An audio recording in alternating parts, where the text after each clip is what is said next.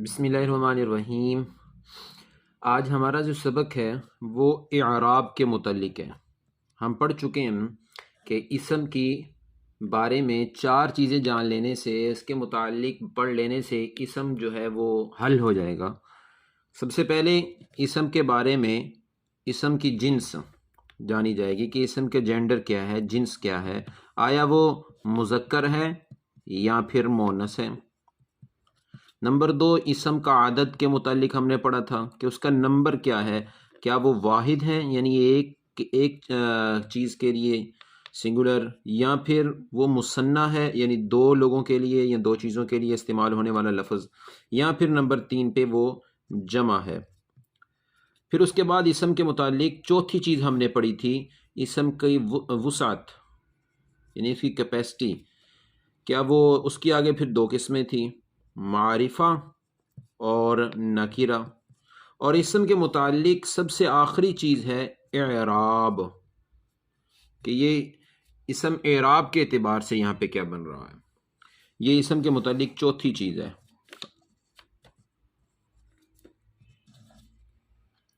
اعراب جو ہے یہ اس سے مراد، اعراب سے مراد قطعاً یہ نہیں ہے کہ جو اردو والا اعراب ہے۔ اردو میں عام طور پہ ہمارے سکولوں میں جو پڑھایا جاتا ہے، یا پھر ہمارے پیپرز وغیرہ میں جب کوئی آیت یا قرآن مجید کا حدیث لکھی آتی ہے، یا کوئی عربی پڑھنے والوں کے لیے اشعار لکھے آتے ہیں، تو وہاں لکھا آتا ہے کہ جی اس پہ اعراب لگائیں۔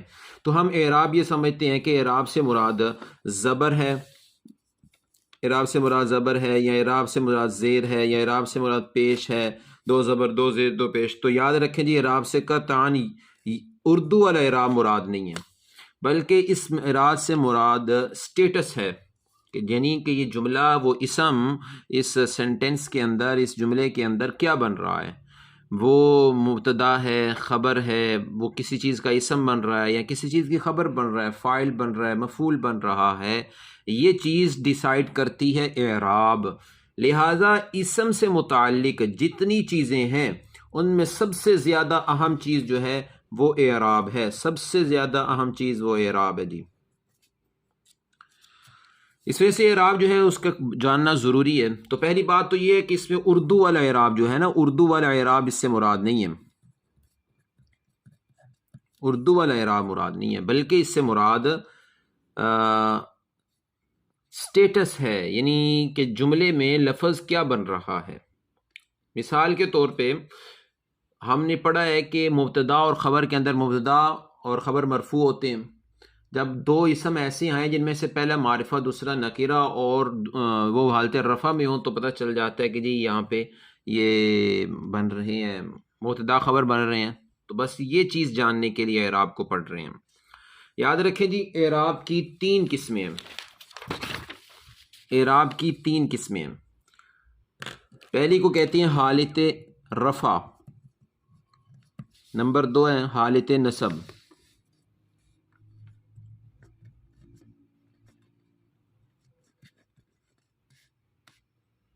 اور نمبر 3 ہے حالت جر۔ حالت رفع، حالت نصب، حالت جر۔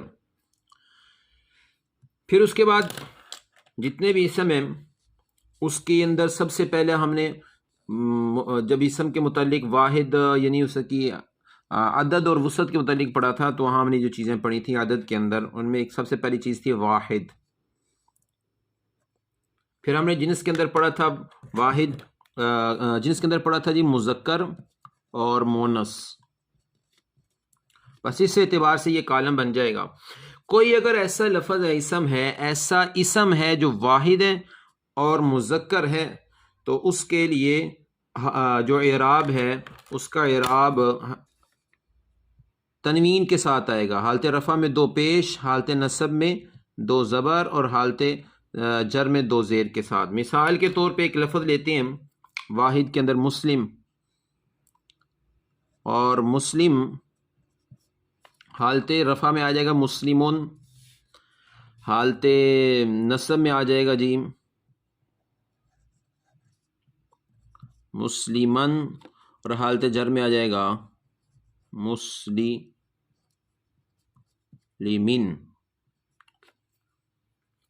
مسلمون مسلمان مسلمین. مسلمون دو پیشوں کے ساتھ واحد مذکر کا حالت رفع ہے. یاد رکھیے گا جی، واحد مذکر کا حالت رفع دو پیشوں کے ساتھ ہے، حالت نصب دو زبروں کے ساتھ ہے، اور حالت جر جو ہے وہ دو زیروں کے ساتھ ہے. واحد مونس ہو تو اس کے اندر بھی بالکل یہی ہے، لیکن اس کے اندر یہ مونس ہوگا جیسے کہ مسلمتن، تو وہاں دو پیشوں کے ساتھ حالت رفع، اور مسلمتن دو زبروں کے ساتھ. لیکن یہاں پہ یاد رکھیں گول تا جو ہے اگر اس پہ دو زبر آ جائے لیکن اس کے بعد الف نہیں آ سکتا ہے، گول تا دو زبر آ جائے تو الف نہیں آ سکتا ہے، وگرنہ جہاں بھی دو زبریں آئیں گی، دو یعنی تنوین آئے گی، تو وہاں اس کے بعد الف بھی آئے گا. اور اس کے بعد ہے جی مسلمین، مسلمتن، یہ مونس میں ہو گیا. دوسری چیز پڑھی تھی جی مثنیٰ. مثنیٰ بھی پھر آگے مذکر ہے کبھی اور کبھی مونس ہے. اور واحد سے مثنیٰ بنانے کا قانون یہ ہے کہ واحد کے آخری حرف کے اوپر زبر اور آخر میں آنی لگا دیں گے، آخر میں آنی لگا دیں گے. یہ یا پھر دیکھیں جی اسی لفظ سے بنا لیتے ہیں، مسلم لگ گیا یہ والی، آخری حرف پہ زبر لگائی اور آخر میں آنی لگا دیا، تو یہ بن گیا مسلمانی. مسلمانی. اب ادھر دیکھیں یہ مسلمتن تھا مونس کے اندر، ہم نے اس کو یوں لیا، یہ تا لگ گئی جی،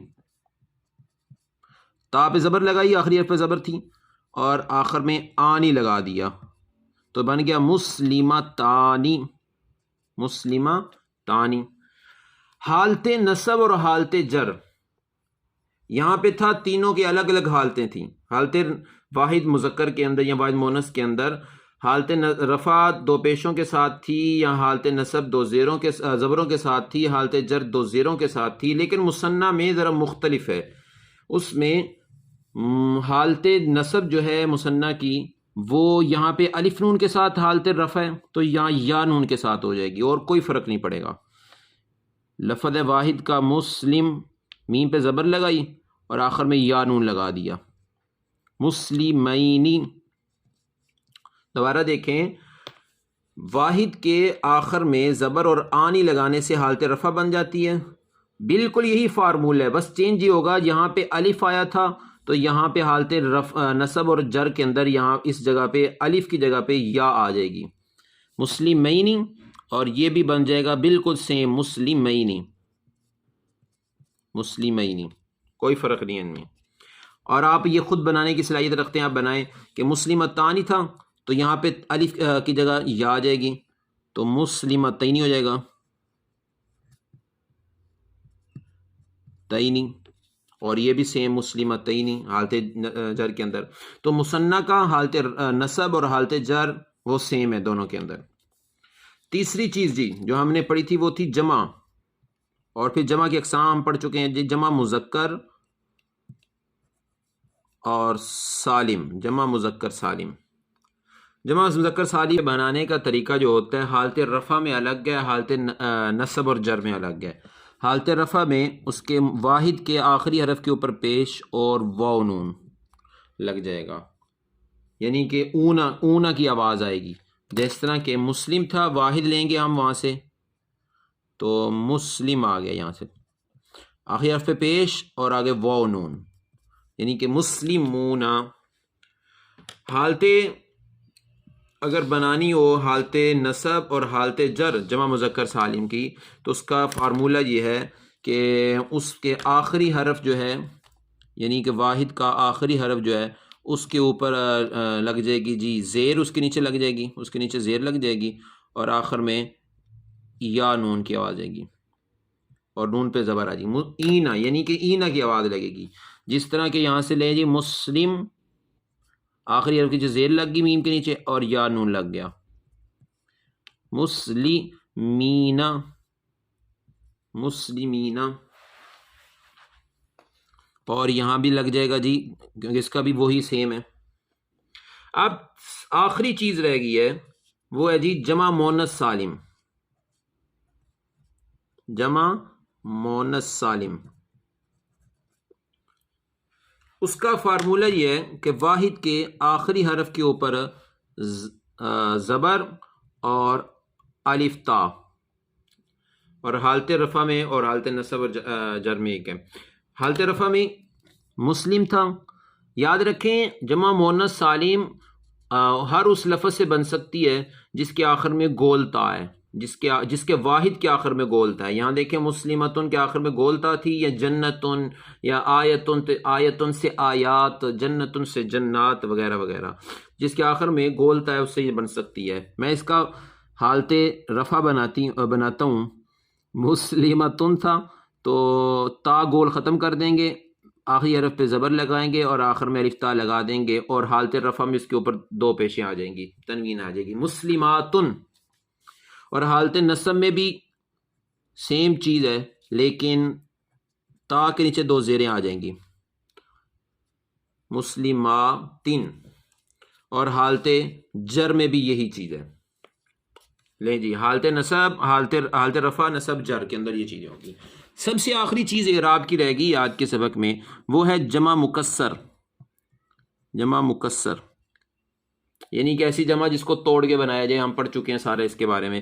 جمع مکسر جو ہے اس کا اعراب واحد والا ہوگا. جمع مکسر کا اعراب واحد والا، یعنی کہ واحد میں ہم اوپر پڑھ چکے ہیں، واحد کے اندر حالت رفع میں دو پیشوں کے ساتھ، حالت نصب میں دو زبروں کے ساتھ، اور حالت جر میں دو زیروں کے ساتھ.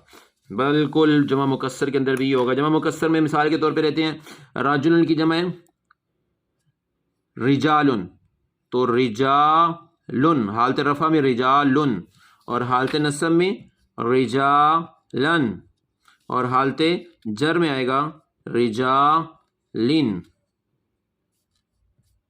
ٹھیک ہو گیا جی، رجالن رجالن. اور اگر جمع مکسر جی بالکل جمع مکسر کا اعراب اور واحد کا اعراب بالکل ایک جیسا، ان میں کوئی فرق نہیں ہے. اب یہاں پہ یہ کالم ہو جاتا ہے جی مکمل آپ کا، اور اس میں یہ ساری چیزیں آ جاتی ہیں، حالت رفع، حالت نصب، حالت جر، پھر واحد، مثنیٰ، اور جمع مذکر سالم، جمع مؤنث سالم، اور جمع مکسر. ان ساری چیزوں کا یہ اعراب ہے.